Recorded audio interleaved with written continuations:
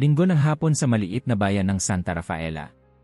Mainit ang araw ngunit hindi nakakasulasok, sakto lang para sa mga pamilya na magtungo sa plaza upang magpalamig sa lilim ng mga punong akasya, habang ang mga bata ay humahabol sa isa't isa sa paligid ng fountain. Ang mga tindero ay nakapwesto na rin sa gilid ng katedral, nagbebenta ng mais, sorbetes, rosaryo, at kandila. Sa harapan ng Cathedral of Our Lady of Guadalupe, tila wala namang kakaiba, hanggang sa dumating ang isang van na itim, at bumaba mula rito ang isang babaeng nasa edad 40, suot ang isang eleganteng itim na suit. Tahimik siyang lumakad patungo sa gitna ng plaza, hawak ang isang maliit na podyum na may retractable na paa. Kasunod niya ang dalawang lalaking tila mga volunteers, bitbit ang isang amplifier at handheld microphone. Walang anunsyo, walang paanyaya, pero nang magsalita siya, ang kanyang tinig ay parang kampana, malinaw, matatag, at punang kapangyarihang hindi mo akalain sa isang payapang hapon.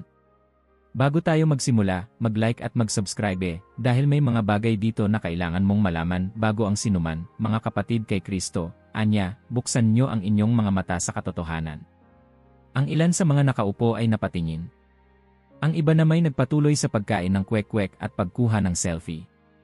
Ngunit hindi nagtagal, ang lakas ng kanyang tinig at ang bigat ng kanyang sinasabi ay nagsimulang mag-akit ng atensyon.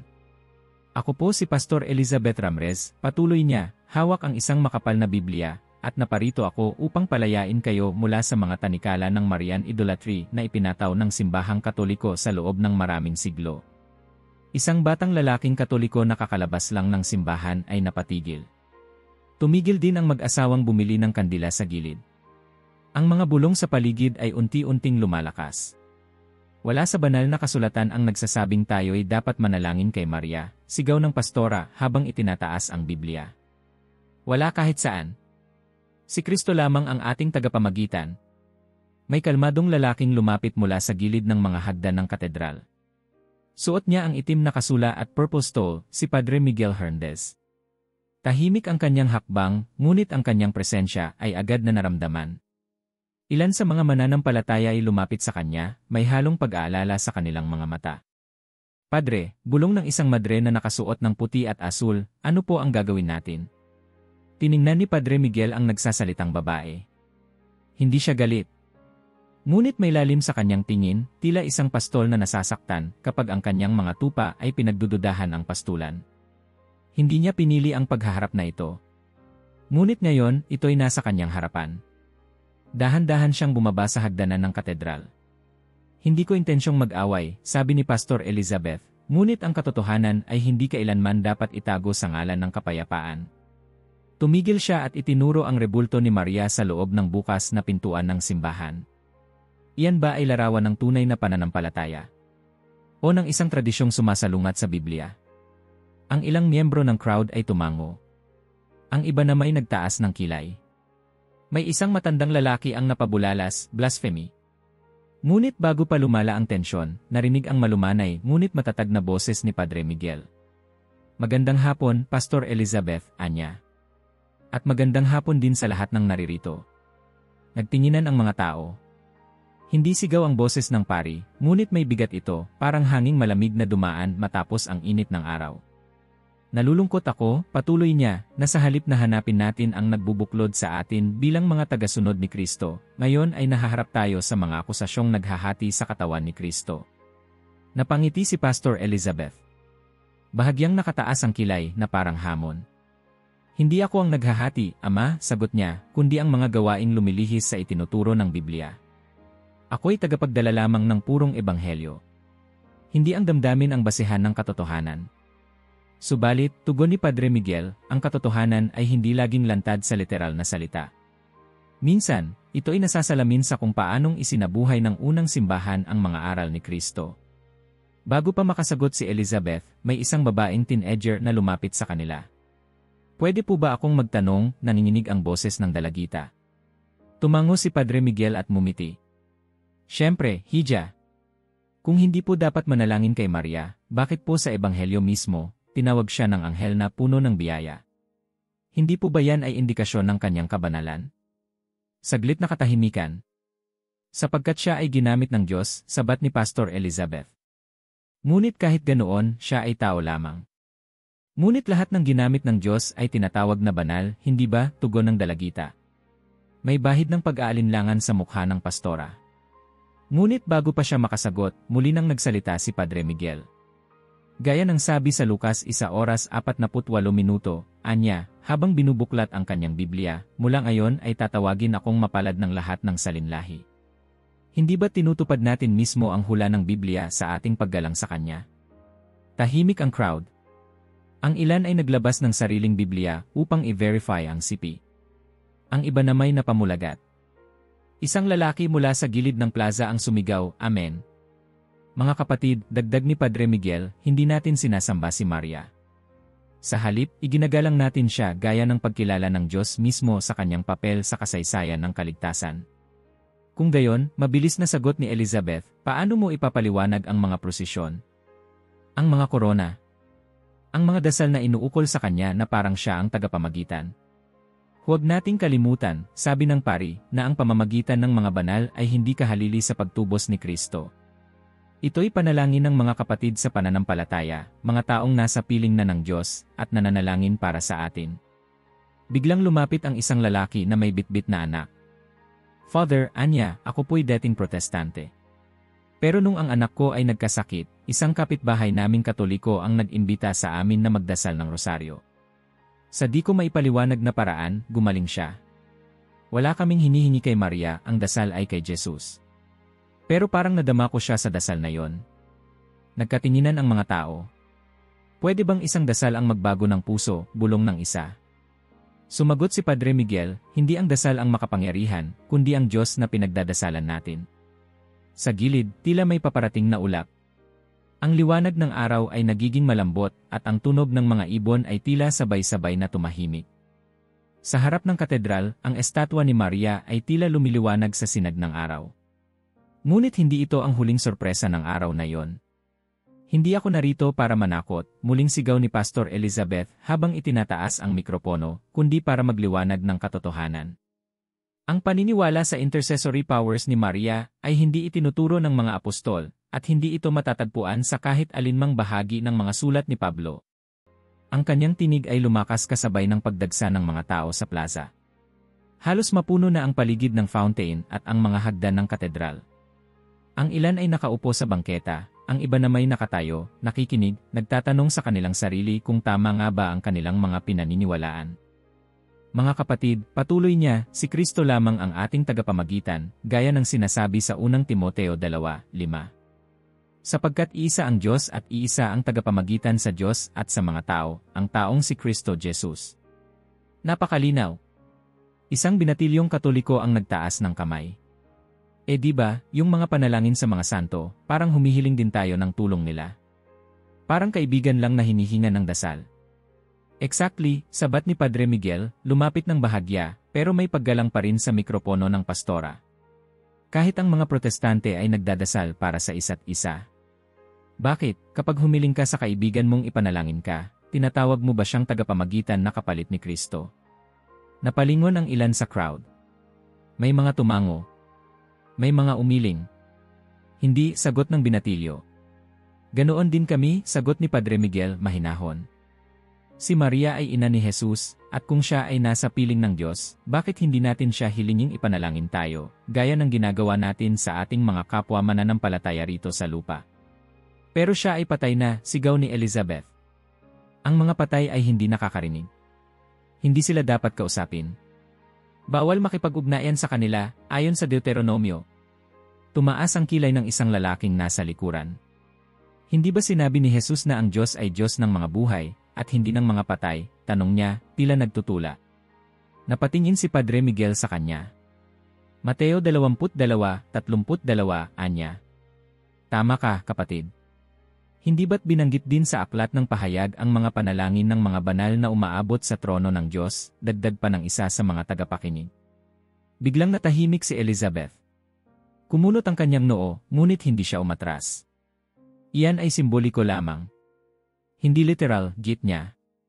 Hindi rin literal ang pagputol ng kamay kung ito ay nagiging sanhi ng pagkakasala, pero ginagamit ito upang ipakita ang bigat ng kasalanan, sagot ni Padre Miguel.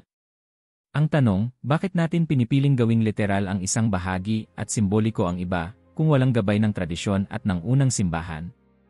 Lalong lumalim ang interes ng mga tao. Ang ilan ay naglalabas ng kanilang cellphone, nagsusearch ng mga sipi. Ang iba na may nagbubulungan. Ang sabi ni San Pablo sa 2 Tesalonica 2:15, dagdag ni Padre Miguel, kaya nga, mga kapatid, manindigan kayong matatag at panghawakan ang mga tradisyong itinuro namin sa inyo, sa pamamagitan ng salita o ng aming sulat. Ngunit ang mga tradisyon ay gawa lamang ng tao, sigaw ni Elizabeth, halos nanginginig sa emosyon. Ang ating batayan ay ang salita lamang ng Diyos. Sola Scriptura. Ngunit bago pa makapagsalita si Padre Miguel, isang matandang babae ang lumapit sa kanila. Nakasuot siya ng lumang saya at may hawak na tungkod. May pangamba sa kanyang mukha, pero puno ng determinasyon ang kanyang kilos. Ako po si Aling Teresa, anya, sabay tingin sa magkabilang panig. 40 taon akong protestanteng evangelical. Tinanggihan ko ang simbahan, tinanggihan ko si Maria, at tinawag ko siyang idolo. Pero nung naaksidente ang anak kong si Luis, halos mamatay sa wala na akong ibang nahawakang dasal, kundi ang Hail Mary na natutunan ko noong bata pa ako. Napasinghap ang ilan. May ilang nag-amen. Hindi ko sinasamba si Maria, patuloy niya. Pero sa mga salitang iyon, parang may nagbukas na bintana sa langit. At nung gumaling ang anak ko, sa puso ko lang alam na hindi ito kapalit kay Kristo, kundi daan patungo sa Kanya. Hindi makapagsalita si Elizabeth. Tumingin siya sa babae at parang may lungkot sa kanyang mata. Ang mga karanasan ay hindi palaging batayan ng katotohanan, sabay sabing halos bulong. Ngunit hindi ba't sa mga karanasan din tayo nilalapitan ng Diyos, sabat ni Padre Miguel. Kay Pablo sa daan patungong Damasco. Kay Pedro sa tabing dagat. Kay Maria Magdalena sa hardin. Biglang nagtaas ng kamay ang isang batang lalaki. Father, totoo po bang may rebulto si Moises sa templo? Hindi rebulto ni Moises, sagot ng pari. Pero tama ka. Sa Eksodo, iniutos ng Diyos kay Moises na gumawa ng gintong kerubin para sa kaban ng tipan. At sa mga bilang 21, gumawa siya ng tansong ahas na tumitingin ang mga may sakit upang gumaling. Di bakit po sinasabi ng iba na bawal ang mga imahe? Ang ipinagbabawal ay ang paggawa ng imahe upang sambahin bilang Diyos, paliwanag ng pari. Hindi ang paggamit ng imahe upang maalala ang mga gawa ng Diyos at ang kanyang mga lingkod. Elizabeth ay tumahimik. Hindi siya umatras, ngunit hindi rin niya agad maibalik ang kanyang dating sigla. Naglakad-lakad siya sa harap ng crowd. Sabihin na nating totoo ang lahat ng yan, anya. Paano mo ipapaliwanag ang titulong Reyna ng Langit? Hindi ba't ito'y tawag sa Diyosa ng mga pagano sa lumang tipan? Magandang tanong, sagot ni Padre Miguel. Ngunit tandaan natin, si Maria ay hindi binansagang Reyna dahil sa sarili niyang kapangyarihan, kundi dahil siya ang ina ng hari. Sa lumang tipan, si Bathsheba ay pinaupo ni Haring Solomon sa kanyang kanan at ginawaran ng karangalan bilang ina ng hari. Napatingin si Elizabeth sa crowd na tila hindi na sigurado kung siya'y pinakikinggan ng may parehong damdamin. May ilan pa ring taga-suporta, ngunit marami na ang nagsimulang magtanong, magduda at makinig. Sa di kalayuan, may lalaking nakaitim na nakaupo sa gilid ng fountain. Tahimik lang siya ngunit may hawak na rosaryo sa kanyang mga daliri. Minsang tinanggihan ng simbahan, ngunit narito siya ngayon, nakikinig, nagdarasal. Napatitig si Elizabeth sa kanya. Ang kanyang mga mata ay puno ng kapayapaan. Isang kapayapaang hindi niya makita sa sarili niya sa kasalukuyang sandali. Naramdaman ni Padre Miguel ang pagbabagong ihip ng hangin. Pastor Elizabeth, mahinahon niyang sabi, hindi kita kinakalaban. Gusto ko lang tayong magsama sa paghahanap ng katotohanan. Sa kababaang loob, maaari bang sumilip tayo muli sa mga pananaw na maaaring hindi natin lubos na naintindihan noon? Nagtagpo ang kanilang mga mata. Walang yabang, walang hamon, kundi paanyaya. Ngunit bago pa siya makasagot, isang batang babae ang tumakbo mula sa gitna ng crowd, hawak ang isang maliit na Biblia. Ako po ay Katoliko, pero dumadalo na rin po ako sa isang evangelical church, anya, humihingal. Gusto ko lang pong malaman ang sabi po sa Eksodo, huwag kang gagawa para sa iyong sarili ng anumang larawan o anyo ng anumang uri. Laban po ba talaga yon sa mga rebulto? Ngumiti si Padre Miguel at lumuhod sa harap ng bata upang pantayan ang kanyang taas. Napakagandang tanong, Hija, anya. Ang talatang iyan ay nagbabawal sa pagsamba sa mga larawang ginawa ng tao bilang Diyos. Ngunit sa parehong aklat, Eksodo rin, inutusan ng Diyos si Moises na gumawa ng mga simbolo. Ibig sabihin, ang mga imahe ay hindi masama sa sarili nila. Ang masama ay kung isinasamba mo sila sa halip na ang Diyos. Pero may mga nakikita po akong nakaluhod sa rebulto, balik ng bata. Sa paggalang, hindi sa pagsamba, sagot ng pari. Parang paghalik mo sa larawan ng magulang mong pumanaw, hindi mo sila sinasamba, kundi pinaparangalan. Ang batang babae ay tumango, tila unti-unting nauunawaan. Ang araw ay nagsimulang bumaba. Ang anino ng rebulto ni Maria sa loob ng katedral ay tumama sa plaza. Nagmistulang gintong liwanag ang kanyang mukha. Biglang humangin ang banayad, at tila ang kapaligiran ay nagbago, parang may darating. Sa gitna ng katahimikan, may isang presensya na hindi maipaliwanag. Isang pagyanig sa loob ng kaluluwa ng bawat isa sa crowd. Maraming nagtinginan, ang iba'y tila lumamig ang balat. Mula sa likod ng crowd, isang babaeng nakasuot ng simpleng asul na balabal ang naglakad patungo sa harap. Tahimik. Walang nakapansin kung saan siya nanggaling. Tahimik ang buong plaza habang ang babaeng may suot na asul na balabal ay marahang lumalakad sa gitna ng mga tao. Hindi siya nagsasalita, ngunit bawat hakbang niya ay tila isang kumpas ng himig na naririnig lamang ng kaluluwa. Ang kanyang presensya ay hindi madramang dumadagundong, kundi banayad, isang paalala ng katahimikan sa gitna ng sigawan ng mga ideya. Pagdating niya sa harap, bigla siyang huminto. Tumingin siya kay Padre Miguel, pagkatapos kay Pastor Elizabeth. Hindi siya nagpakilala, ngunit ang kanyang mga mata ay nagsalita, malalim, mapayapa, at puno ng awa. Walang nagsalita sa loob ng mahigit 1 minuto. Ang katahimikan ay hindi dahil sa takot, kundi sa di maipaliwanag na paggalang. At tulad ng dumating siya, umalis din siya, naglakad pabalik sa crowd at unti-unting naglaho sa gitna ng mga tao. Walang nakakita kung saan siya tumungo. Babaeng iyon, bulong ng isang ginang, para siyang si Maria. Hindi pwede yon, tugon ng isa, ngunit hindi sigurado ang kanyang tono. Tila may ipinapahiwatig ang Diyos, wika ni Padre Miguel, hawak pa rin ang kanyang Biblia. Na dapat tayong makinig, hindi lang magsalita. Kung ganoon, sabat ni Pastor Elizabeth, na ngayoy may bahagyang pagbabago sa tono, makinig tayo sa banal na salita ng Diyos. Dahil dito tayo lahat dapat lumugar. Tumango si Padre Miguel. Sang-ayon ako riyan. Ngunit alalahanin natin na ang Biblia mismo ay produkto ng pamayanan ng pananampalataya. Hindi ito nahulog mula sa langit na may index. Ang simbahan ang tumukoy kung alin ang kasulatang banal. Ano nang ibig mong sabihin? Tanong ng isang lalaki sa crowd. Ang kanon ng Biblia, ang pagkakapili ng mga aklat na kasama rito, ay pinagtibay ng simbahan sa mga konseho. Kaya't ang Biblia ay bunga ng buhay ng simbahan, hindi kabaligtaran, paliwanag ni Padre Miguel. Ano po yung konseho? Tanong ng isang batang babae. Mga pagpupulong ng mga obispo at leader ng simbahan noong unang siglo hanggang sa sumunod na mga siglo, kung saan pinag-usapan at pinagdasalan nila kung alin sa mga sulat at ebanghelyo ang tunay na kinasihan ng Espiritu Santo, sagot ng pari. Kung ganoon, sabat ni Elizabeth, paano natin masisiguro na walang pagkakamali ang mga taong iyon?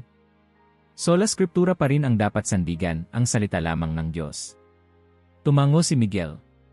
Ngunit ang mismong banal na kasulatan ang nagtuturo sa atin na dapat panghawakan ang mga tradisyong itinuro ng mga apostol sa pamamagitan ng salita o sulat.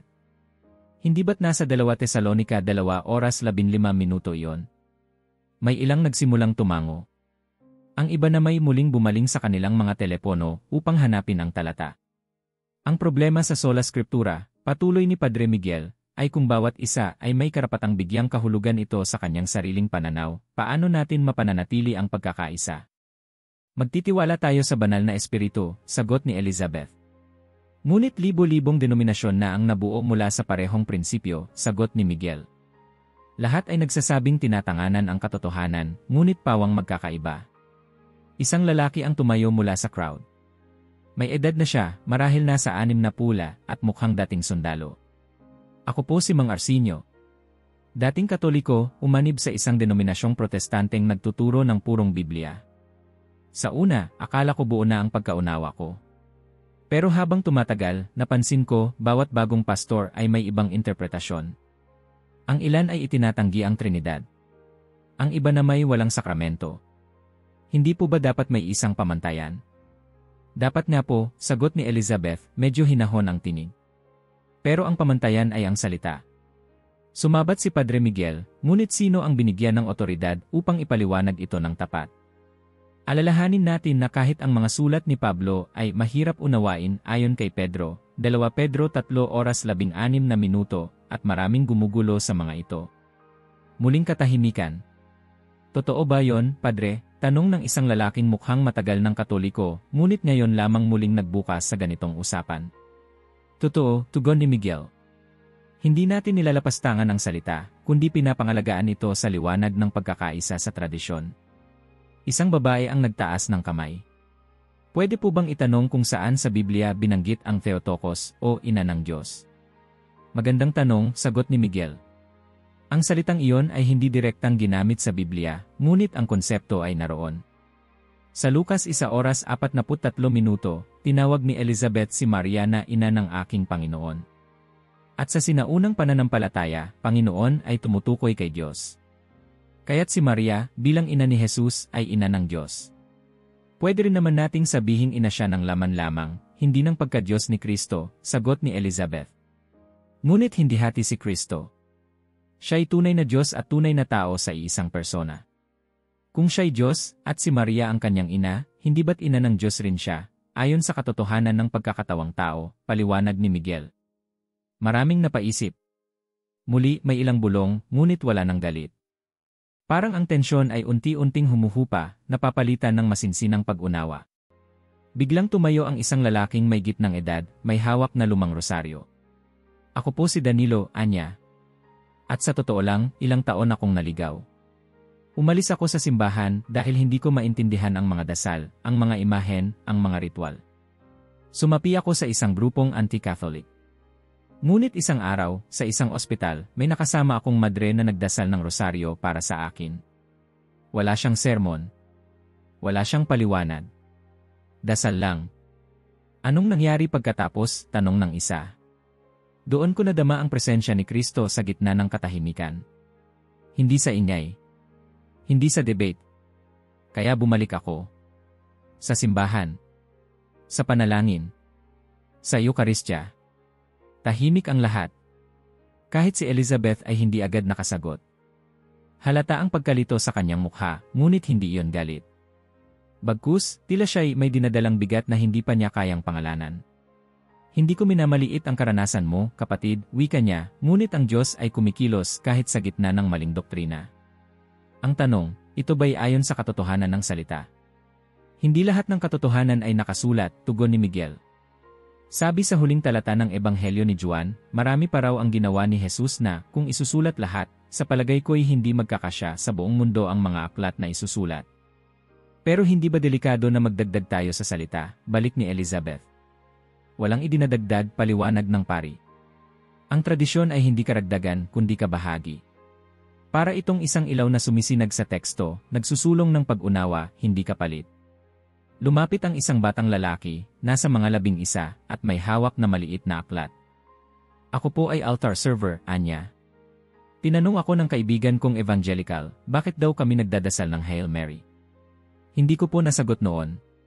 Pero ngayon, parang naintindihan ko na. Sabihin mo sa kanya, tugon ni Miguel, na ang Hail Mary ay buo mula sa Biblia. Aba Ginoong Maria, napupuno ka ng grasya mula sa Anghel Gabriel. Pinagpala ka sa babaing lahat, at pinagpala ang bunga ng iyong sinapupunan mula kay Elizabeth. At ang huling bahagi, ipanalangin mo kaming makasalanan, ngayon at sa oras ng aming kamatayan, ay panalangin hiling, gaya ng paghingi ng panalangin sa kaibigan. Umiti ang bata. Salamat po, Padre. Habang papalubog ang araw, tila lalong lumilinaw ang mga katanungan, at mas dumadami ang mga nakikinig hindi para manalo, kundi para makaintindi. May isang ginang na kanina patahimik at halatang umiiyak. Ako po si Cecilia, anya.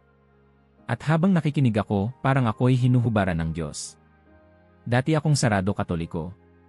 Ngayon, para akong muling ipinanganak sa pag-unawa. Hindi ko kailangang iwan ang simbahan. Kailangan ko lang itong kilalaning muli, mas malalim. Muling katahimikan. Ngunit ibang katahimikan ito, hindi malamig kundi mainit. Puno ng presensya. Pastor Elizabeth, wika ni Miguel, hindi natin kailangang magkaisa sa lahat ng doktrina ngayon.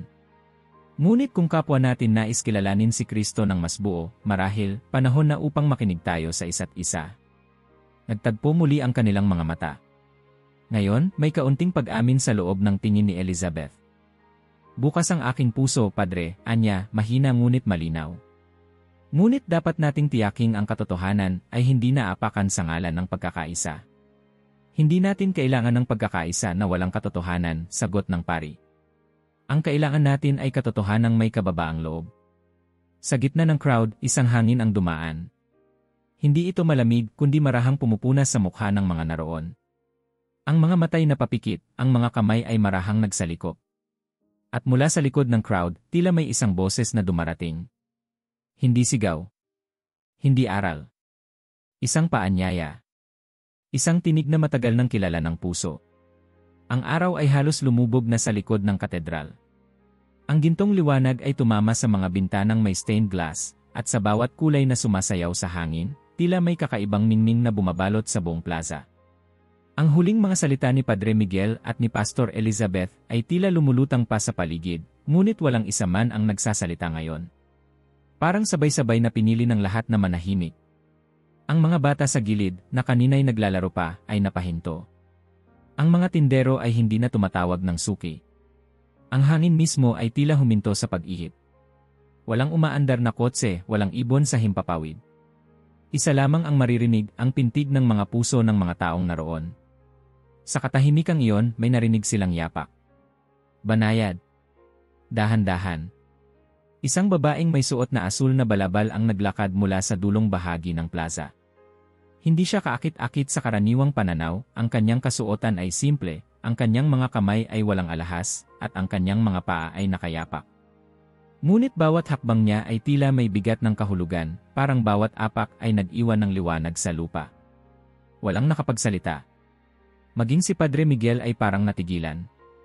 Tinignan niya si Pastor Elizabeth, at kahit ang pastora, na kanina lamang ay matatag at maingay sa pangangaral, ay tila nawalan ng tinig. Ang babaeng ito ay walang mikropono, ngunit bawat paghinga niya ay naririnig ng lahat. Lumapit siya sa gitna ng crowd. Ang mga tao ay kusa, parang di sinasadya, na nagbigay daan sa kanya. Ang mga mata ng lahat ay nakasunod sa bawat galaw niya. Nang siya ay tumigil, humarap siya sa direksyon ng katedral, pagkatapos ay marahang tumingin sa mga tao. Mga anak ko, ang kanyang tinig ay mahina ngunit malinaw, parang tunog ng tubig na dumadaloy sa bato. Walang makapaniwala kung paano narinig iyon ng lahat, kahit ang mga nasa pinakadulo ng plaza. Bakit niyo ako pinagtatalunan? Isang bulungan ng pagtataka ang bumalot sa crowd. May ilan ang lumuhod, hindi dahil sa takot, kundi sa di maipaliwanag na pagnanais na yumuko. Ang mga mata ni Padre Miguel ay napuno ng luha, ngunit hindi niya alam kung bakit. Hindi ako naparito upang hanapin ang kaluwalhasyan, patuloy ng babae. Ang buong buhay ko ay isang sa Diyos. Ang aking kaluwalhasyan ay sa Kanya lamang. Ang tanging nais ko ay makilala ninyo ang aking anak. Sa mga salitang iyon, ang ilan sa crowd ay napahawak sa kanilang dibdib. May mga nagsimulang umiyak nang hindi alam kung bakit. Ang presensya ng babae ay hindi mabigat, banayad, parang yakap ng ina. Ngunit sa likod ng kabaitan nito, mayroong kapangyarihang hindi maikakaila. Tumingin siya kay Padre Miguel. Anak ko, sabi niya, ang iyong kababaang loob ay kinalulugdan ng Diyos. Patuloy mong ituro ang katotohanan, ngunit gawin mo ito na may pusong puno ng awa. Pagkatapos ay lumingon siya kay Pastor Elizabeth. At ikaw, anak ko, anya, ang iyong sigasig para sa kadalisayan ng Ebanghelyo ay kapuri-puri. Ngunit huwag mong hayaang ang sigasig ay maging tabing ng pagmamalaki. Ang Espiritu ng Diyos ay kumikilos sa katotohanan, ngunit laging may kasamang kapayapaan. Nanginginig ang labi ni Elizabeth. Sino ka? Tanong niya sa halos pabulong na tinig. Ngumiti ang babae. Ako ay isang lingkod lamang. Isang babaeng tinawag upang maging ina ng kaligtasan. Mula ngayon, tatawagin akong mapalad ng lahat ng henerasyon, hindi dahil ako ay dakila, kundi dahil ang makapangyarihan sa lahat ay gumawa ng mga dakilang bagay para sa akin. Ang mga salitang iyon ay tila humaplos sa bawat puso. Ang ilan ay bumubulong, Magnificat iyon ang Magnificat. Ngunit hindi nagpatuloy ang babae sa mga kasunod na linya. Sa halip, tiningnan niya ang buong crowd na para bang kilala niya ang bawat isa. Wala akong hiniling na pagsamba, sabi niya. Hindi ko kailanman gustong maging Diyosa. Ako ay nilalang lamang, gaya nyo. Ngunit pinili ako ng Diyos, hindi dahil ako ay karapat-dapat, kundi dahil ako ay handang maglingkod. Ang tinig niya ay nagpatuloy, mahina ngunit may diwa ng otoridad. Anumang debosyon na hindi humahantong sa aking anak ay hindi nagmumula sa akin. Ang tunay na pagmamahal sa akin ay laging nagbubunga ng mas malalim na pagmamahal kay Jesus. Isang batang babae sa crowd ang lumapit, halos umiiyak. Totoo po ba kayo si Maria? Ngumiti ang babae, ngunit hindi sumagot ng direkta. Totoo ako sa puso ng bawat tumatawag sa Diyos ng may kababaang loob. Sa tuwing sinasabi ninyo, narito ako, Panginoon, mangyari nawa sa akin ayon sa iyong salita, naroon ako, sapagkat iyon ang aking panalangin. Sa sandaling iyon, may liwanag na dumaan mula sa katedral. Hindi ito matinding liwanag na nakakabulag, kundi malambot at mainit, parang sinag ng araw sa umaga. Tumama ito sa mukha ng babae, at ang kanyang balabal ay tila naging bahaghari ng asul at ginto. Ang mga tao ay halos hindi makahinga. Si Padre Miguel ay lumuhod. Si Elizabeth ay napahawak sa kanyang dibdib. Ang mga mata ng crowd ay puno ng luha, ngunit walang takot. Sa halip, may kapayapaan, isang uri ng kapayapaang hindi galing sa mundo. Ang babae ay muling nagsalita. Kung alam lamang ninyo, mga anak ko, kung gaano kayo kamahal ng Diyos, hindi kayo mag-aaway sa ngalan niya. Hindi niya kayo tinawag upang magtalo, kundi upang magmahal. Ang pagkakaiba sa pananampalataya ay hindi dapat humantong sa puot, kundi sa mas malalim na paghahanap ng katotohanan. Lumapit siya kay Elizabeth at marahang hinawakan ang kanyang mga kamay. Ang iyong mga salita ay may apoy, sabi niya, ngunit ang apoy na walang pag-ibig ay nasusunog sa halip na nagbibigay liwanag. Lumapit din siya kay Padre Miguel. At ikaw, anak ko, huwag mong hayaang ang iyong karunungan ay maging hadlang sa kababaang loob. Ang karunungang walang pag-ibig ay walang saysay. Parehong nakaluhod ang dalawa. Walang ibang makapagsalita. Tumingin ang babae sa lahat. Ang aking anak ay naghihintay sa bawat isa sa inyo. Naghihintay sa katahimikan, sa panalangin, sa pakikinig. Huwag kayong matakot sa katotohanan, sapagkat ang katotohanan ay siya mismo. Habang sinasabi niya yon, ang liwanag ay lalong tumindi. Ang kanyang mukha ay tila naglaho sa liwanag, ngunit ang kanyang tinig ay nanatili. Ang tunay na debosyon sa akin ay laging patungo sa kanya. Kapag nakatingin kayo sa akin, hanapin niyo siya. Kapag nanalangin kayo sa akin, pakinggan niyo ang kanyang tinig. At sa sandaling iyon, ang liwanag ay sumiklab ng mas maliwanag pa kaysa sa anumang nakita ng mga tao. Ilang segundo lang, ngunit para bang huminto ang oras. Nang mawala ang liwanag, wala na ang babae. Wala na ang balabal. Wala na ang yapak. Tanging ang hangin na may halimuyak ng mga bulaklak ang naiwan. Ang mga tao ay nakatigil pa rin, tahimik, parang natatakot gumalaw upang hindi masira ang banal na presensya. Si Pastor Elizabeth ang unang nakapagsalita, halos pabulong, Diyos ko anong nangyari? Si Padre Miguel ay hindi sumagot. Hawak pa rin niya ang rosaryo at tumutulo ang luha sa kanyang mga mata. Ang crowd ay dahan-dahang lumuhod. Walang nagsabi ng utos, walang nagpahiwatig, lahat ay sabay-sabay na yumuko sa panalangin. Sa katedral, ang kampana ay tumunog, bagaman walang taong humila sa lubid. Isang malalim na tunog na parang pagpapatibay ng langit sa lahat ng nasaksihan. Ang katahimikan ay bumalik, ngunit iba na ito. Hindi na ito katahimikan ng pagtatalo, kundi ng pagninilay. Hindi na ito katahimikan ng galit, kundi ng pag-ibig. At mula sa bibig ni Padre Miguel, isang dasal ang marahang tumakas. Ama namin na nasa langit ni. At ang lahat ay sumunod. Ang mga tinig ay nagsanib, magkahalong luha at pag-asa. Ang hangin ay tila nakikinig. Nang matapos ang dasal, si Elizabeth ay tahimik na tumingin sa rebulto ni Maria sa loob ng katedral. Ang mukha ng estatwa ay nakangiti, tila buhay. Ngayon ko lang naintindihan, mahina niyang sabi. Hindi ito idolatria. Ito ay pag-alaala sa awa ng Diyos. Ang gabi ay tuluyan ng bumaba at ang mga bituin ay nagningning sa langit. Sa gitna ng plaza, isang panibagong simula ang isinilang, hindi sa pamamagitan ng panalo o talo, kundi ng katotohanang may kasamang kapayapaan. Wala pa ring gumagalaw. Matagal na ring lumisan ang liwanag, ngunit parang naiwan ang presensya. Ang mga bituin sa langit ay nakatingala sa lupa, at ang bawat isa sa plaza ay nakatingala rin, hindi lamang sa itaas, kundi sa loob ng kanilang sarili. Si Pastor Elizabeth ay nakaluhod pa rin. Ang kanyang mga kamay ay mahigpit na nakasapo sa kanyang dibdib, para bang pinipigilan ang sariling puso na bumagsak sa sobrang bigat. Hindi niya maintindihan ang lahat, ngunit nararamdaman niya na totoo ito. Hindi ito ilusyon, hindi ito emosyon lamang. Ito ay isang paghaharap, hindi sa panlabas, kundi sa kaibuturan ng kanyang pagkatao. Isang panibagong ihip ng hangin ang dumaan. Sa pagkakataong ito, dala nito ang isang tinig. Walang liwanag. Walang dramatikong paglitaw. Wala na ang balabal na asul. Ngunit ang tinig ay bumalik, at sa di maipaliwanag na paraan, alam ng bawat isa na ito ay hindi sa labas kundi sa loob nila mismo. Mga anak, sabi ng tinig. Narinig ninyo ang aking mga salita. Ngunit ngayon, makinig kayo sa akin. Ang mga mata ni Padre Miguel ay nakapikit, ang kanyang rosaryo ay marahang gumagalaw sa pagitan ng kanyang mga daliri. Ang kanyang mga labi ay bahagyang bumubuka, at ang kanyang hininga ay tila nakikiayon sa bawat salita ng tinig. Ako ay isang lingkod ng Diyos, patuloy ng tinig. Ang aking ay hindi dahil sa pag-unawa, kundi sa tiwala. Hindi ako tinanong kung naintindihan ko ba ang lahat, ako'y tinanong kung handa akong sumunod. Sa crowd, may ilang nagsimulang umiyak. Isang ina na may dalang sanggol ay napayuko, humihikbi. Isang binatilyong lalaki na kanina lamang ay nagdududa sa lahat ng kanyang naririnig ay napaluha.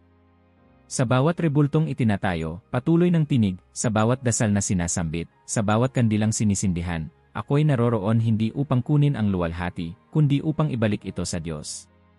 Ang lahat ng parangal na ibinibigay sa akin ay hindi para sa aking dangal, kundi patunay na ang Diyos ay tapat. Ang kanyang mga pangako ay totoo. Muli katahimikan. Ngunit hindi ito katahimikan ng pagtatapos, ito ay katahimikan ng pagsipsip ng katotohanan. Ako ay ina ni Jesus hindi para itaas ang aking sarili, kundi para mas maging malinaw kung sino siya. Siya ay tunay na Diyos at tunay na tao. At sa aking sinapupunan, ang langit ay yumuko upang yakapin ang lupa. Isang lalaki mula sa crowd ang biglang napahikbi ng malakas. Tinakpan niya ang kanyang mukha, at ang mga tao sa paligid niya ay hindi tumingin ng may panghuhusga. Sa halip, ang kanilang mga mata ay puno ng pagkaunawa, sapagkat ang kanilang mga puso ay dumaraan din sa parehong apoy. Kapag sinasabi ninyong Aba Ginoong Maria, inuulit lamang ninyo ang sinabi ng anghel na isinugo ng Diyos. Kapag sinasabi ninyo, pinagpala ka sa babaeng lahat, inuulit lamang ninyo ang sinabi ng aking pinsan, si Elizabeth, na puspos ng Espiritu Santo. Ang rosaryo ay hindi tungkol sa akin, ito ay pagninilay sa buhay, kamatayan, at muling pagkabuhay ng aking anak. Napatingin si Elizabeth kay Miguel. Ngunit si Miguel ay hindi nakatingin pabalik. Siya ay nakatuon sa isang direksyon na tila higit pa sa kung anong nakikita ng mata. Sa kasal sa Kana, sinabi ko, gawin niyo ang anumang sabihin niya. Iyan ang kabuuan ng aking papel. Ituro ang daan. Ipakita ang kanya. Ang tinig ay hindi bumilis, hindi rin bumagal. Pero sa bawat paungusap, ang lupa ay tila yumuyuko. Ang simbahan ay katawan ni Kristo. At ang katawan ay hindi dapat nagkakahiwa-hiwalay. Sa kanyang huling gabi sa lupa, ang kanyang panalangin ay para sa pagkakaisa. Hindi para sa pagtatanggol. Hindi para sa pagmamayabang ng doktrina.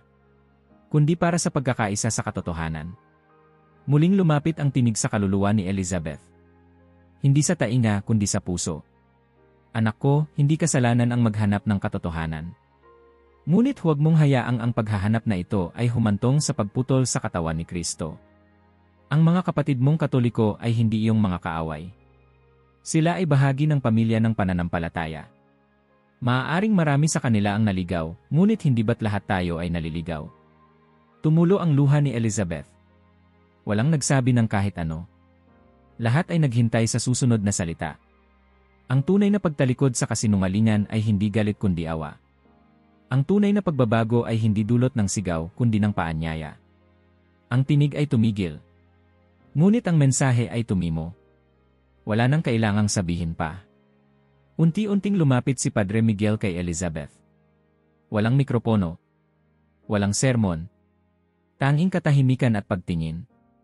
Tunay ngang ang katotohanan ay mapagpalaya, bulong ng pari. Elizabeth ay hindi agad sumagot. Tumayo siya ng mabagal, nanginginig pa rin ang mga kamay. Sa kanyang mata, may luhang hindi niya mapigilan, ngunit sa kanyang mukha, may liwanag na bago. Buong buhay ko, anya, akala ko kilala ko ang Diyos. Pero ngayon, pakiramdam ko ngayon ko pa lamang siya tunay na narinig. Hindi ka nag-iisa, sagot ni Padre Miguel. Lahat tayo ay nasa paglalakbay.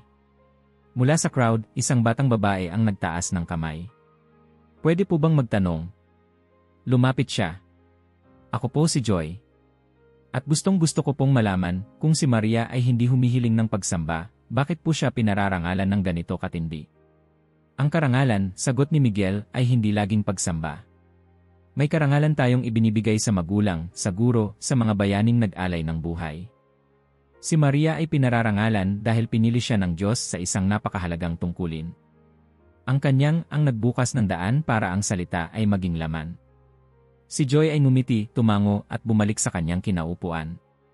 Habang ang gabi ay lumalalim, ang hangin ay nananatiling malamig ngunit hindi nakakakilabot. Parang yakap ito. Yakap ng isang inang laging nariyan, ngunit laging itinutuon ang anak sa mas dakila. Isang lalaking may gitnang edad ang humarap. Ako po ay si Romel, anya. Maraming taon na akong lito. Ngayon ko lang naramdaman na hindi ako nag-iisa sa pagdududa ko. At mas mahalaga pa, ngayon ko lang narinig na pwede palang magtanong ng hindi kinokondena. Naglakad siya palapit sa estatwa ng Birhen sa gilid ng katedral. Hindi siya lumuhod. Hindi siya nagdasal. Pero umupo siya sa paanan nito at tahimik na umiyak. Isa-isa, ang mga tao ay lumapit, hindi upang sumamba, kundi upang magpasalamat. Hindi sa imahe, kundi sa Diyos na gumamit ng isang babaeng tulad nila upang dalhin ang liwanag sa mundo. Si Elizabeth ay tumingin sa langit. Wala siyang sinabing dasal, ngunit sa kanyang puso, isa lang ang laman, narito ako, Panginoon. Gawin mo sa akin ayon sa iyong salita. Ang malamig na gabi ay bumalot sa plaza ng Santa Rafaela, ngunit walang isa mang umalis. Sa kabila ng dilim, tila may liwanag na hindi nakikita ng mata, ngunit ramdam ng kaluluwa. Parang ang hangin mismo ay binigyang buhay ng presensya ng Diyos, tahimik ngunit mariin, mapayapa ngunit mabigat. Walang nagtangkang magsalita kaagad. Ang mga tao'y dahan-dahang bumalik sa kanilang sarili, tila gising mula sa isang panaginip, hindi isang ilusyon, kundi isang pagtawag. Sa gitna ng katahimikan, isang lalaking may puting buhok ang marahang lumapit sa gitna. Nakasukbit pa sa kanyang balikat ang lumang bag na tila galing pa sa trabaho, ngunit ang kanyang mga mata ay punang luha. Ako si Gregorio, anya, halos bulong. 42 taon akong protestanteng lay leader. Palagi kong ipinipikit ang mata ko sa mga Katoliko. Tinawag ko silang idolatrous, sinabihan ko ng maling pananampalataya, at pinangaralan kong sila ay dapat talikuran ang simbahan. Tahimik ang crowd, ngunit hindi malamig. May pakikinig. Nitong huli, habang ako'y nag-aalaga ng may sakit kong asawa, napansin ko ang maliit niyang rosaryo sa ilalim ng unan. Hindi ko yon ginagalaw. Hanggang isang gabi, habang umiiyak siya sa sakit, kinuha niya ito at hinawakang mahigpit. Walang sigaw. Walang reklamo. Dasal lang. Malumanay. Nakita ko roon ang pananalig na hindi ko maipaliwanag. Huminto si Gregorio, bahagyang nilunok ang sariling luha. Namatay siya kinabukasan. At bago siya pumikit, humiling siyang sabayan ko siyang magdasal ng Aba Ginoong Maria. Akala ko hindi ko kaya. Pero ginawa ko. At ngayong gabi, sa harap ng nangyari, hindi ko na pwedeng itanggi. Hindi ito idolatria. Ito ay pananampalatayang marunong magpakumbaba. Walang palakpakan, ngunit ang bigat ng mga mata ng bawat isa ay sapat na upang sabihin ang lahat. Si Elizabeth, na nakatayo pa rin sa gilid, ay napayuko. Hindi dahil sa kahihiyan, kundi sa pagkapukaw. Isang babae ang sumunod. Bata pa siya, marahil ay nasa 20, may suot na maong at puting blusa. Ako po si Jenna. Katoliko ako dati, pero tinalikuran ko ang simbahan noong mag-college ako. Akala ko lumana, walang saysay. Umattend ako ng mga youth service sa ibang grupo at doon ko naramdaman ang init ng pagsamba. Pero isang gabi, habang nag-iisa ako sa dorm, nakakita ako ng lumang buklet ng rosaryo na naiwan ng lola ko. Binasa ko, hindi para magdasal, kundi para pintasan. Pero habang binabasa ko ang mga misteryo, parang may binuksan sa akin. Huminga siya ng malalim. Ang bawat misteryo ay buhay ni Jesus. Mula sa kanyang pagkakapanganak hanggang sa kanyang muling pagkabuhay. Wala roon ang pagsamba kay Maria. Naroon ang pagninilay kung paano siya naging ina, saksi, at alagad. Nagsimula akong manalangin hindi dahil obligado ako, kundi dahil gusto kong makilala si Kristo sa pamamagitan ng mga mata ng ina niya. At sa totoo lang, doon ko siya unang naramdaman na tunay. Si Elizabeth ay pinilit pa ring panatilihin ang tikas ng paninindigan. Ngunit sa loob niya, isang boses na tila hindi niya sariling tinig ang nagsimulang magsalita. Nakinig ka ba noon, o naghintay ka lang ng pagkakataong sumagot? Sumunod na lumapit ang isang lalaki. Matikas, may tatak sa braso, malamang ay dating sundalo. Ako po si Alvin. Katoliko ako. Pero umalis ako kasi para sa akin, pawang tradisyon lang. Paulit-ulit.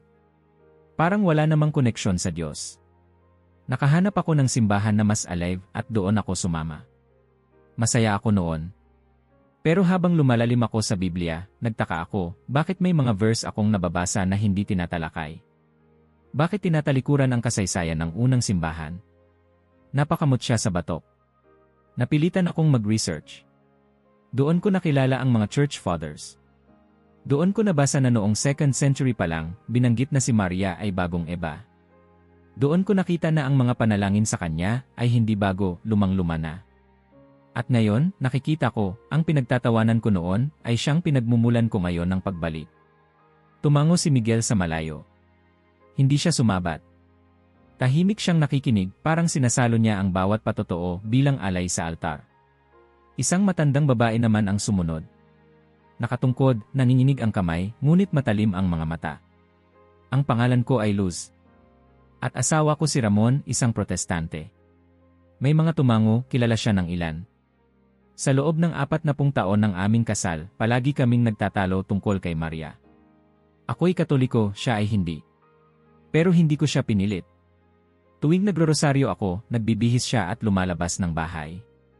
Pero ilang linggo bago siya pumanaw, dumaan siya sa likod ko habang ako'y nagdarasal at umupo.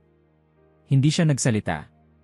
Nang matapos ako, hinawakan niya ang kamay ko at sinabing, Mary is not a wall. She is a window. Hindi ko alam kung saan niya narinig yon, pero iyon ang huling sinabi niya bago siya namatay. Umiyak si Aling Luz. Wala na siyang nasabing iba. Ngunit sapat na ang kanyang alaala upang basagin ang maraming pader sa puso ng mga nakikinig. Sa gitna ng crowd, si Elizabeth ay tila hindi na makahinga. Hindi dahil sa pagod, kundi dahil sa bigat ng katotohanang unti-unting bumabalot sa kanya. Hindi ito debate na nauwi sa panalo o talo. Ito ay paghaharap ng mga pusong hindi na kayang magkunwari. Lumingon siya kay Miguel na tahimik pa ring nakamasid. Lumapit siya, mabagal ang hakbang, walang mikropono, walang salita. Sa kanyang paglapit, ang crowd ay unti-unting nagbigay daan. Walang pumalakpak. Wala ring nagbuntong hininga. Tumayo siya sa harapan ni Padre Miguel. Saglit siyang tumingin sa rebulto ni Maria sa loob ng katedral, pagkatapos ay ibinalik ang tingin sa pari. Ako ay nangaral laban sa kanya, mahinang sabi ni Elizabeth, dahil natakot akong masapawan si Kristo. Pero ngayon, nakikita ko, hindi siya hadlang. Siya ay daluyan. Daluyan ng grasya. Daluyan ng kababaang loob. Walang sumagot. Hinintay ng lahat kung ano ang susunod. Marahan, lumuhod si Elizabeth sa harapan ni Miguel. Ang crowd ay napahawak sa kanilang mga dibdib. May ilan na napaiyak. Hindi ko alam kung saan magsisimula, dagdag niya, pero gusto kong matuto. Kung papayagan ng Diyos, gusto kong malaman ang totoo, hindi para sa debate, kundi para sa katotohanang may kapayapaan. Padre Miguel ay lumuhod din hindi upang itaas siya, kundi upang samahan siya sa lupa. Ang katotohanan ay hindi sandata, kapatid, anya. Ito ay ilaw. At ngayong gabi, pinili mong lumapit dito ng may bukas na puso. Walang mas banal pa roon. Lumapit ang batang si Joy mula sa gilid at tahimik na iniabot ang isang maliit na rosaryo kay Elizabeth. Hindi po ito pang idolo, bulong ng bata. Ito po ay gabay. Kung gusto niyong simulan. Kinuha ni Elizabeth ang rosaryo, hawak-hawak ito na parang munting apoy sa dilim. Isa lang ang gusto ko ngayon, anya. Makilala si Jesus ng buong buo. Kung ang kanyang ina ang makatutulong sa akin doon, hayaan niyong akong lumakad kasama niya. Sa likod, nagsimula ang isang mabagal na palakpakan, hindi para sa drama, kundi bilang pagtugon ng mga pusong pinakilos ng Espiritu. At sa katahimikan ng gabi, sa gitna ng liwanag mula sa mga kandila ng katedral, nagsimula ang isang panibagong paglalakbay. Ang bayan ng Santa Rafaela ay tila hindi na muling naging gaya ng dati. Hindi ito pagbabagong sigaw ng balita o headline sa dyaryo. Tahimik ito. Mabagal. Parang patak ng ulan sa tuyong lupa, unti-unting lumalambot ang matigas na lupa, hindi agad halata sa una, ngunit tiyak ang epekto. Sa sumunod na mga araw matapos ang di malilimutang hapon sa plaza, napansin ng mga tao ang kakaibang daloy ng mga bisita sa katedral ng Our Lady of Guadalupe. Hindi lang ito mga karaniwang Katolikong dumadalo sa misa. Nakita roon ang ilang kilalang miyembro ng ibang denominasyon, mga dating hindi lumalapit sa simbahan, ngayon ay tahimik na nakaupo sa likod ng mga bangko, nakikinig, hindi agad nagsisimba, ngunit naroroon. Sa gilid ng katedral, may isang bulletin board kung saan may bagong anunsyong ipapaskil, paglalakbay ng pananampalataya, bukas din ay pag-aaral ng kasulatan ili tradisyon. Lahat inaanyayahan. Ito'y inisyatiba ni Padre Miguel. Walang layuning mag-convert. Walang layuning mga tuwiran. Isa lang ang layunin, makinig at matuto ng magkasama. Sa unang sesyon ng pag-aaral, ginanap sa maliit na bulwagan sa likod ng simbahan, mahigit 30 katao ang dumalo.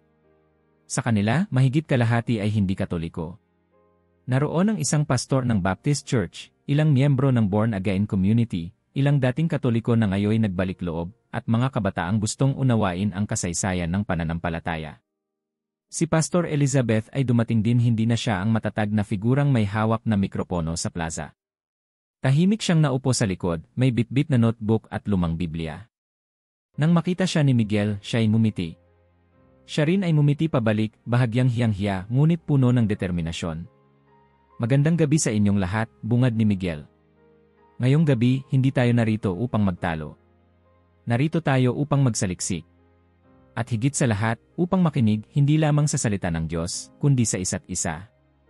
Ilang ulo ang tumango. Ang ilan, nag-aalangan pa.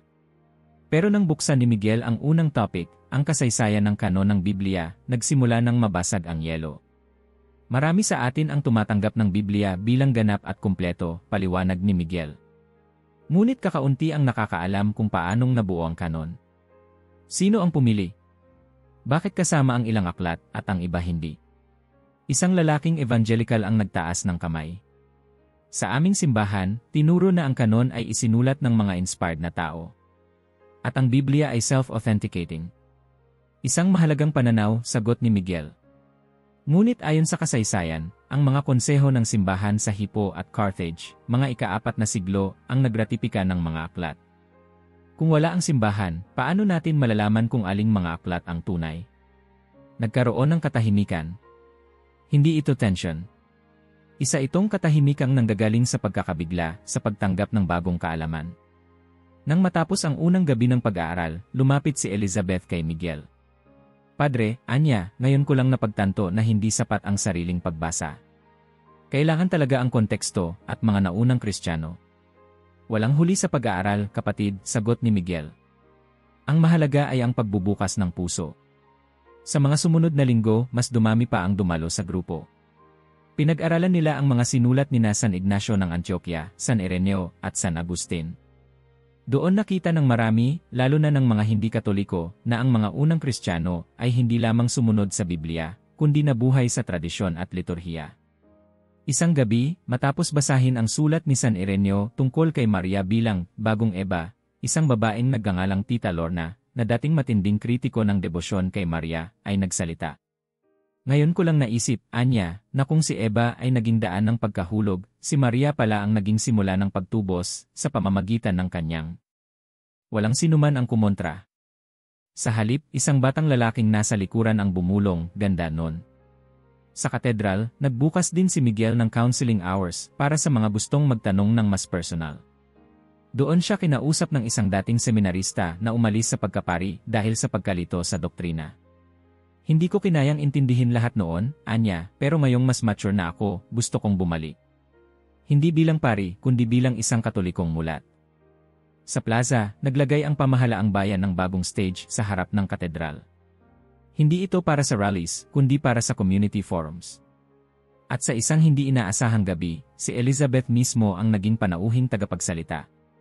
Mga kababayan, panimula niya, narito ako hindi bilang pastor ng ibang pananampalataya, kundi bilang isang anak ng Diyos na patuloy na natututo. Isinalaysay niya ang kanyang karanasan. Hindi niya binura ang kanyang nakaraan, ngunit tinanggap niya ang bagong liwanag na kanyang natanggap. Hindi ko alam kung saan ako dadalhin ng Diyos, pero isa lang ang sigurado, hindi ko natatalikuran ang ina ng kanyang anak. Dahil ang pagkilala sa kanya ay nagbukas ng mas malalim na pagkaunawa sa Ebanghelyo. May mga taong hindi sang-ayon.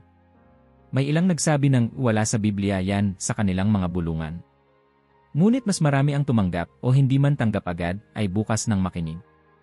Ang simbahan ay nagkaroon ng kakaibang init tuwing misa. Hindi dahil sa dami ng tao, kundi sa lalim ng pagdalo. Hindi na basta tradisyon. Hindi na basta obligasyon. Mayroong pag-unawa. Sa isang misa sa kalagitnaan ng buwan, habang binabasa ang ebanghelyo tungkol sa Kana, si Padre Miguel ay tumigil saglit. Tumingin sa altar pagkatapos sa madla. At sinabi ng ina ni Jesus, gawin niyo ang anumang sabihin niya. Tumingin siya kay Elizabeth na nakaupo sa kaliwang hanay. Nakangiti ito, tahimik, bitbit pa rin ang rosaryong inabot ni Joy. Mga kapatid, dagdag niya, huwag nating kalimutan, ang ating pananampalataya ay hindi isang argumento. Ito ay isang relasyon. At sa bawat relasyon, may kakambal na kababaang loob. Ito ang landas patungo sa pagkakaisa. Matapos ang misa, may lumapit na matandang lalaki. Padre, anya, ako'y dating may sakit na galit sa lahat ng relihiyon. Pero ngayon, parang gusto kong makipagkaibigan muli sa Diyos. Tumango si Miguel. Magsimula ka lang sa pakikinig. Bawat araw, may dumadagdag sa grupo ng pag-aaral. May mga tanong. May pagtutol. Pero hindi na yon hadlang. Sa bawat tanong, may espasyo. Sa bawat pagtutol, may pasensya. Isang gabi, pagkatapos ng klase tungkol sa mga konseho ng simbahan, lumapit si Elizabeth kay Miguel na may bitbit na kopya ng catechism. Padre, tanong niya, kung magsisimula ako ng catechesis, saan ako dapat magsimula? Sa simula, sagot ni Miguel. Hindi sa doktrina, kundi sa puso. Sa pagnanais makilala ang Diyos sa kabuuan, kasama ang kasaysayan, ang komunidad, at pati ang kanyang ina. Handa na ako, sagot niya. Sa susunod na linggo, si Elizabeth ay formal na sinimulan ang RCIA, ang proseso ng pagtanggap ng mga gustong maging Katoliko o gustong muling lumalim sa pananampalataya. Ang unang klase niya ay pinuno ng mga dating kaibigan niyang pastor, ilang evangelical na dati niyang kasamang nangangaral, at ilang bagong kabataan na gusto lang makinig. Wala po kaming layuning tanggalin ang inyong pinanggalingan, paliwanag ni Miguel sa grupo. Ang layunin ay dalhin kayo kung saan nais kayo ng Diyos. At sa pinto ng bulwagan kung saan ginaganap ang pag-aaral, may bagong karatula, ang pintuan ay bukas.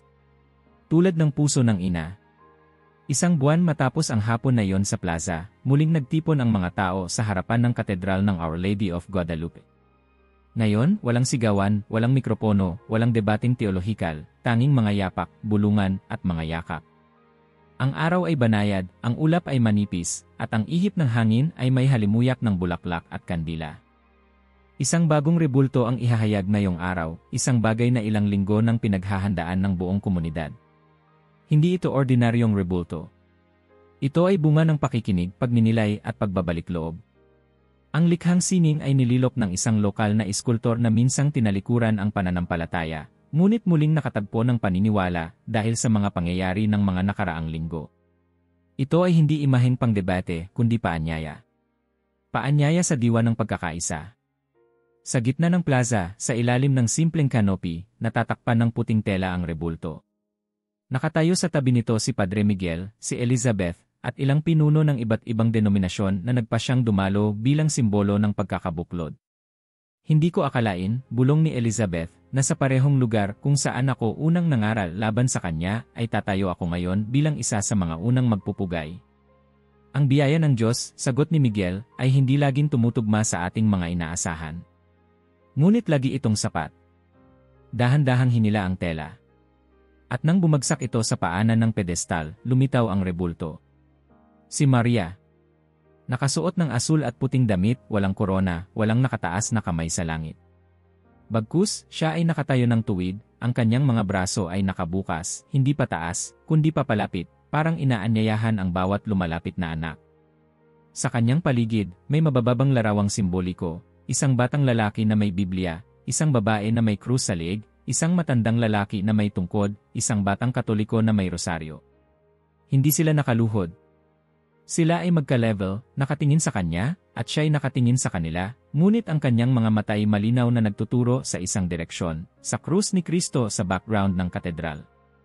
Sa ilalim ng estatwa, sa mismong pedestal, nakaukit ang mga salitang mula sa Lucas 1:46. Ang aking kaluluwa ay nagpapakumbaba upang dakilain ang Panginoon. Isang napakagaan ngunit matatag na palakpakan ang bumalot sa paligid. Wala ritong engrandeng musika. Walang bandang tumutugtog. Ngunit bawat palad na lumapat ay tila panalangin. Lumapit si Elizabeth sa mikropono, suot ang simpleng kulay abo na bestida at may hawak na maliit na Biblia. Isang malaking pagbabago sa panlabas, ngunit higit pa sa panloob. Sa mga mata niya ay hindi na ang determinasyong manalo sa debate, kundi ang kababaang loob ng isang muling ipinanganak sa pananampalataya. Mga kapatid, panimula niya sa aking puso ngayon ay walang pagtatanggol. Wala ring paninindigan kundi ang pagsunod sa tinig ng Diyos. Ako ay narito bilang isang katechumen, isang nag-aaral, isang naghahanap pa rin, ngunit ngayon ay may kapayapaan. Tahimik ang lahat. Hindi ko inisip na darating ako sa puntong ito. Ako'y naging pastora ng maraming taon. Akala ko, buo na ang pagkaunawa ko sa Ebanghelyo. Pero ngayong naintindihan ko na si Maria ay hindi hadlang, kundi salamin ng kabuwang, sa Diyos hindi ko na maitatanggi. Siya ang unang tagasunod ni Kristo. At ngayon, gusto ko ring sumunod sa parehong daan. Tumulo ang luha mula sa kanyang mga mata, ngunit hindi ito luha ng kahinaan. Ito'y luha ng pagsuko. Luha ng katotohanang yakap. Lumapit si Padre Miguel, hindi para agawin ang sandali, kundi para magpatuloy. Ang simbahan, anya, ay matagal nang itinuring na tagapagtanggol ni Maria. Ngunit sa totoo, siya ang patuloy na nagtatanggol sa simbahan. Sa katahimikan ng kanyang panalangin, sa kanyang halimbawa ng kababaang loob, siya ang naging ina hindi lamang ni Kristo, kundi ng bawat naghahanap sa kanya. Tumango si Elizabeth, nakatingin sa rebulto. Ngayon, patuloy ni Miguel, nagsisimula tayo ng bagong yugto.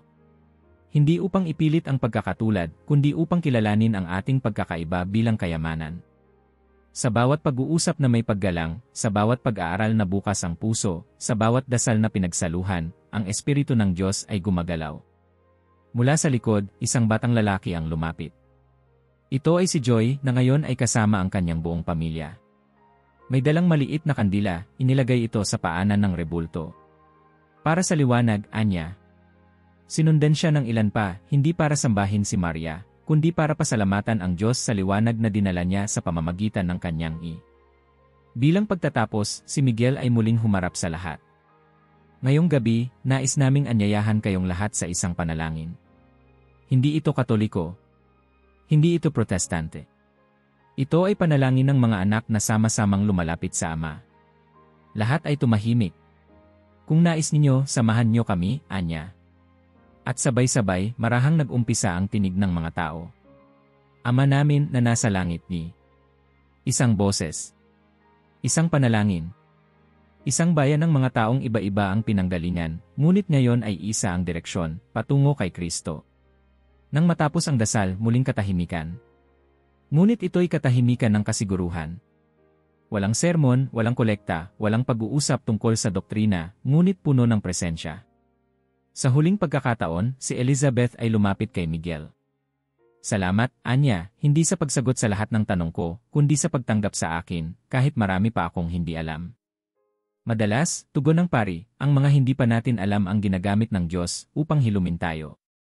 Sa gabi, habang unti-unting nauubos ang tao sa plaza, naiwan ang rebulto, tahimik, hindi gumagalaw, ngunit parang nakabantay. Sa ilalim ng ilaw ng poste, ang kanyang anino ay tila niyayakap ang buong lugar. At sa katedral, sa loob, may kandilang sinindihan sa tabi ng altar. Isang batang babae ang nakaluhod, bulong ay, Panginoon, salamat po. Hindi kami naiwan. Hindi kami pinabayaan. Tinuruan mo kaming magmahal muli. Sa labas ng simbahan, isang bagong ukit sa dingding ang inilagay. Hindi ito dogma, hindi ito quote ng santo. Isa lamang itong simpleng paalala. Ang tunay na debosyon ay hindi kailanman humihinto sa ina. Lagi itong humahantong sa anak. Kung naabot mo na ito, mag-iwan ng like at mag-subscribe dahil ang mga balitang tulad nito, ikaw ay dapat ang unang nakaalam.